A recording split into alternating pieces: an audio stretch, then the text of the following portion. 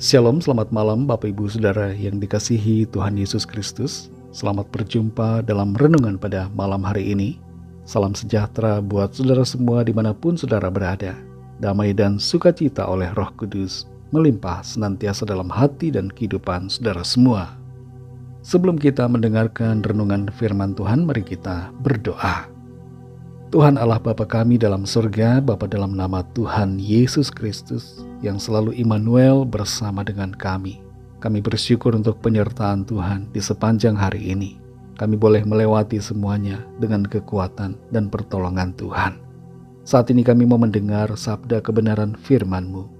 Urapilah kami Tuhan supaya kami mengerti dan taat pada setiap kehendak-Mu. Dalam nama Tuhan Yesus kami berdoa.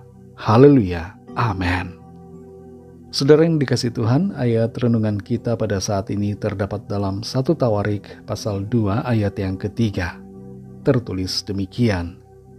Anak-anak Yehuda ialah Er, Onan, dan Shelah, 3 orang yang lahir bagi dia dari anak perempuan Shua, perempuan Kanaan itu.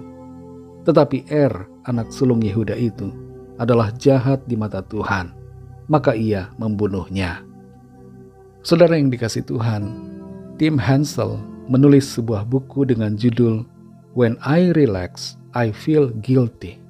Atau dalam bahasa Indonesianya berarti, ketika saya istirahat, saya merasa bersalah.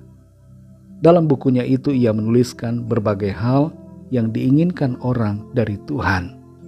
Kita tidak akan membahas isi bukunya, tapi judul bukunya cukup menimbulkan pertanyaan buat kita. Apakah kita orang percaya tidak boleh rileks atau istirahat? Adakah kita harus selalu sibuk bekerja atau melakukan sesuatu, pelayanan misalnya? Tentu saja tidak. Kita boleh beristirahat. Malah Tuhan Yesus pun dalam keadaannya sebagai manusia mengambil waktu untuk beristirahat. Yang menjadi esensi yang terpenting dalam menjalani hidup ini adalah kita perlu selalu memiliki fokus untuk menyenangkan hati Tuhan. Sehingga dalam segala aspek kehidupan kita tidak berbuat yang salah, namun melakukan hal-hal yang berkenan kepada Tuhan. Dalam apapun itu, dalam pekerjaan, dalam studi, dalam pergaulan, dalam bisnis, dalam pelayanan, dalam pernikahan, dalam keluarga, dan dalam berbagai hal, bahkan ketika kita sedang beristirahat, kita perlu senantiasa menyenangkan hati Tuhan, supaya kita dikenan oleh-Nya. Dalam 1 Tawarik pasal 2 ayat 3 ini tertulis, anak-anak Yehuda ialah Er, Onan, dan Shelah, 3 orang yang lahir bagi dia dari anak perempuan Shua, perempuan Kanaan itu. Tetapi Er, anak sulung Yehuda itu, adalah jahat di mata Tuhan, maka ia membunuhnya. Kita perhatikan di sini bahwa Er, anak sulung Yehuda, jahat di mata Tuhan, sehingga ia mengalami kematian. Hal ini nampaknya tragis dan menakutkan. Tapi intinya di sini adalah bahwa Tuhan mau agar kita menjalani kehidupan dengan penuh ketaatan kepada firman-Nya. Apa kejahatan dari Er tidak tertulis dan tidak dijelaskan. Tapi bagaimanapun juga, yang terpenting buat kita adalah kita perlu memahami bahwa hidup di luar kehendak Tuhan akan membuat kita berada di bawah murka Tuhan. Karena itu jangan sakiti hati Tuhan dengan cara hidup yang berdosa, tapi senangkan Tuhan selalu melalui ketaatan kita. Salah satu kunci untuk hidup menyenangkan Tuhan adalah ketaatan. Setiap kesalahan memiliki konsekuensi. Hal ini jangan pura-pura kita tidak tahu atau kita abaikan dengan sengaja. Setiap tindakan kita, baik atau buruk, memiliki konsekuensi. Jika kita melakukan yang jahat atau tidak taat kepada Tuhan, maka itu berarti kita sedang membuka celah untuk menerima akibatnya. Kisah Er ini menjadi pengingat bagi kita bahwa kita harus hidup bertanggung jawab atas setiap tindakan kita dan mempertimbangkan dampaknya bagi diri kita pribadi. Kita perlu hidup takut akan Tuhan, menuruti kehendak-Nya, hidup dalam kebenaran-Nya. Saudara yang dikasihi Tuhan, Bagaimana cara kita menyenangkan Tuhan? Tidak lain adalah dengan mentaati firman-Nya, mengasihi Tuhan dan mengasihi sesama. Miliki iman yang benar kepada Tuhan Yesus, sebab hanya Dialah Tuhan dan Juru Selamat. Hanya Dialah Allah satu-satunya yang patut kita sembah. Kalau hati kita masih dipenuhi dengan berbagai kekotoran dan dosa, mari saat ini singkirkan semuanya. Kalau hidup kita masih dalam ketidakbenaran, tinggalkan cara hidup yang tidak berkenan.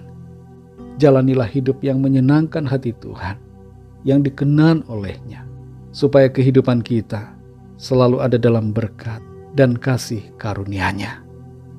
Mari kita berdoa. Terima kasih Tuhan, kami mengucap syukur untuk firman-Mu yang mengingatkan kami untuk hidup dalam kebenaran-Mu, taat setia, dengar-dengaran melakukan firman-Mu.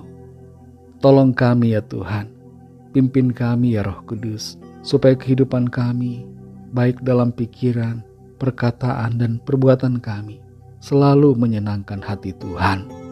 Ubahkan hati kami dan bersihkan dari segala noda dosa, segala pikiran yang jahat, segala kekotoran yang tidak berkenan kepada Tuhan.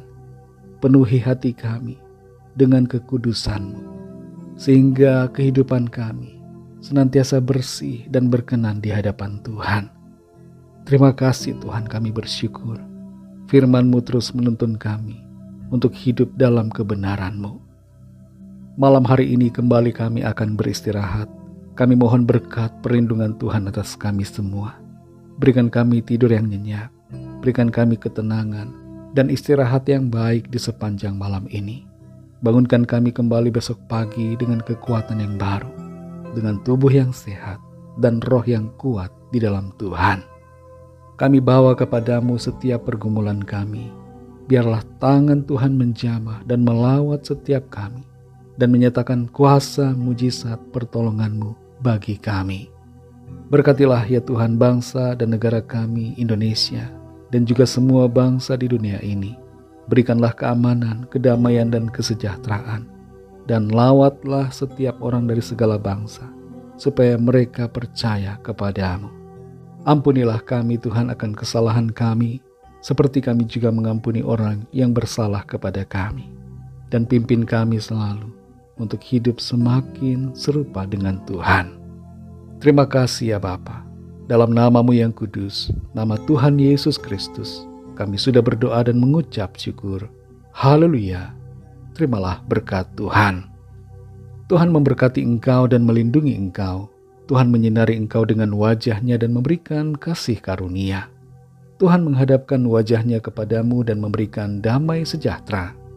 Berkat anugerah dari Bapa Surgawi, kasih karunia dari Tuhan Yesus Kristus, dalam persekutuan dengan Roh Kudus, menyertai kita semua, sekarang ini dan sampai Maranatha Tuhan Yesus datang kembali, dan bahkan sampai selama-lamanya. Dalam berkat nama Tuhan Yesus Kristus, haleluya, amin. Puji Tuhan, saudara yang dikasihi Tuhan, saya percaya firman Tuhan menjadi berkat dan kekuatan buat saudara semua, dan Roh Kudus akan menolong saudara untuk lebih lagi memahami kebenaran firman Tuhan. Tuhan Yesus memberkati saudara semua. Sampai jumpa dalam renungan yang berikutnya. Haleluya.